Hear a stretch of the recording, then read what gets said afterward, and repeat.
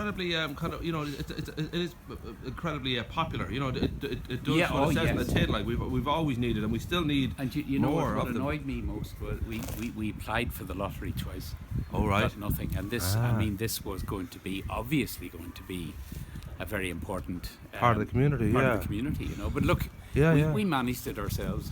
Now, we should say we're at Swan Hall, obviously, and amazingly, I only discovered very recently that it's named after yourself, which is such a rare thing that normally when people name beautiful buildings and statues and all that kind of thing, the person has passed on. So I should just check one thing. You're definitely here, right? I'm definitely here. Okay, yes, I'm still in. Now, some days I'm not sure. You're on this side of life. That's good. For most I'm days still you are. looking, as I say, looking down at the daisies instead of up at them. Ba-boom! So this took decades of campaigning to pull together. This was always needed, and we're still now kind of looking to put a youth centre down in Trafalgar Road. I know Charlestown, they're looking for a youth centre there. It is always needed, especially in a growing population. So how long exactly did this take from the first idea to... I suppose I had always had an ambition. The parochial hall down in St Patrick's Hall had got dilapidated. It was far away from the church. Nobody went down there for coffee after a service or anything else. And eventually we put up a little semi-permanent building in behind the church, which was an old school building from Latouche Place. And we realised then how valuable a place beside the church was. And gradually over, I'd say, a 10-year period, I gradually persuaded the vestry that maybe we should start to look at this. I had Wesley Galloway on the vestry, who was a great asset, and he saw the vision with me. Right. And he began to, as they say, put a plan on the back of an envelope. Yes, Then we got a brilliant architect in the end, who was very sensitive to the old building. Right. And so we started to get the plans done. Stephen Newell, architect in Bray. And we should mention there's a ninja trying to... Hello there. How are you? Beautiful morning.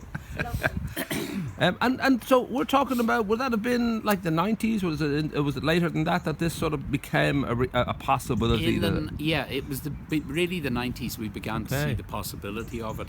And it took years, because you have to convince people. Sure. And I mean, putting this beside the church to some people was nearly sacrilege. Right, yes. And it took a while, and it also took a while to convince people that this could be paid for, that we could do it. Right. Now, we had two properties to sell, which we eventually sold. You probably know the old thrift shop site. Oh, yeah, of course, yes. And down where the old hall was, which is down at the... which is down on the seafront there. Oh, the seafront, right, yes. And that we sold those two properties, which made it possible. Right. Now, it wasn't particularly great. It was the end of the boom at the beginning of the bust. Yeah. But we got enough that we were able to fire ahead with it.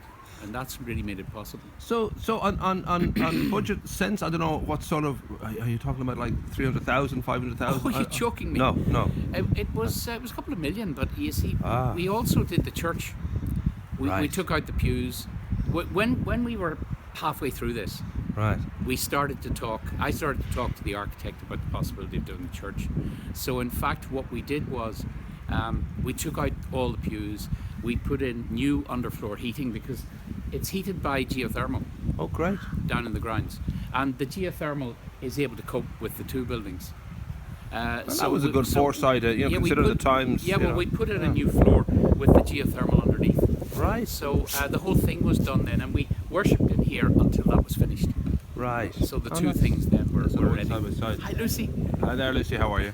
and the great thing is that it is a hall that's used by everybody. So this is our Montessori. There we go. You see, she runs Greystones Montessori, which is upstars in what we call the upper room. Nice. Yes. How are you? Morning. How are you? So with the opening then, I can't remember when this opened. Was it the beginning of the century? Was it later? We'll have a look now. I always forget. You're right about the rain. I can feel it coming now. There, can you? It's in that little plaque, is it? It's in I'll find out and put it on the piece of I just can't offhand. Yeah. Do you remember when we were open? Oh, I started in September 2005. So that's when it was. 2005. Lovely. 2005. Brilliant. And were you kind of taken aback when they suggested that rather than naming after Elvis Presley or after a saint or that they will name it after Edgar Swann. The Well, Swan we had Hall. a committee. We had a committee that operated the place, and all sorts of people formed a committee that could be involved in it. And they said, we think it should be good. They started to name the rooms. We have the North Room and the Garden Room, and they said, why don't we have a Swan Room? And I said, look, I'm still alive.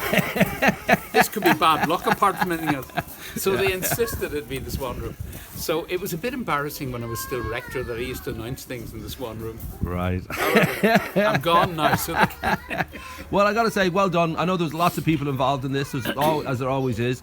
And there's a lots of, I always think when there's a good campaign going on, it doesn't sort of happen overnight. It's not like a Hollywood movie. No. There's an awful lot of Tuesdays and Wednesdays and meetings. But one of the wonderful things was that the architect went down and spoke to Wicklow County Council, and that's why no other church was allowed to add on like this. Right. But wow. this atrium, this glass atrium, if you stand down the road, you can hardly see this. That's the beauty of it. It does fit into the landscape. It's not like, there's a modern building stuck on the side or at the back or whatever. And we were given permission to do this, which was fantastic because it makes such a difference.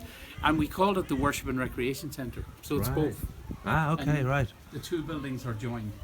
Yeah, I know it's a perfect fit, and certainly it's done exactly what you'd hoped. It's become very much part of the community, and it is. I'm delighted with it. And it's washing its face, as they say. Yeah. and I think God has a funny way of balancing things out, because this is obviously a very beautiful place, and it's a lovely thing to be associated with, and that's a plus in your life. But then on the other hand, your son's Julian, so it does balance out really. That I think God has a way of working out. Yeah. And he's a great son. He is. He's beautiful. I'm very lucky to have two good children and two wonderful grandchildren. Rock and roll. Well, listen, lovely to meet you, and as I said, well done. Hopefully we'll get more of these wonderful ideas as time goes by. We'll get more of these kind of buildings, because we are looking at, as I said, down in Trafalgar Road.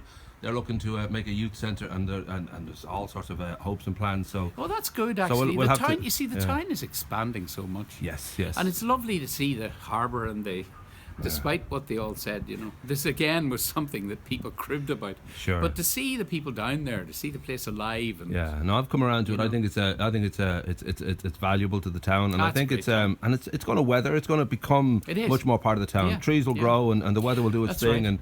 and it's active. As this did. This was, when you see it now, it's matured and everything's sort of grown and.